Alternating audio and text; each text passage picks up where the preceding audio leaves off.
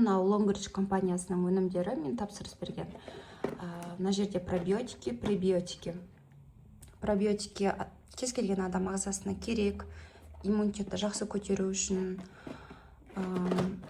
ас қорыту жүйесі жақсы болу үшін. Мына жерде скриндап алсаңыздар болады. Қытайдың 20 патенті бар. Лактобактериялар, бифидобактериялар. Мына жерде Дания мен Жаңа Зеландияның патенттары бар. 4.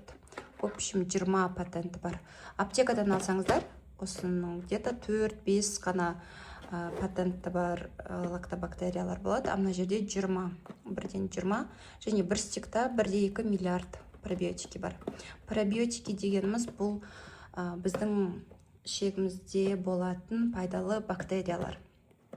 Біздің армиямыз десек болады, денсаулығымыз құрғап жүретін. Ал мынау осы пробиотиктардың азығы. Мына жерде скриндап алыңыздар. Барлық витаминдар көрсетілген, адам ағзасына керек. Б комплекс бар, витамин А бар, адамның көзінің жақсы көру үшін.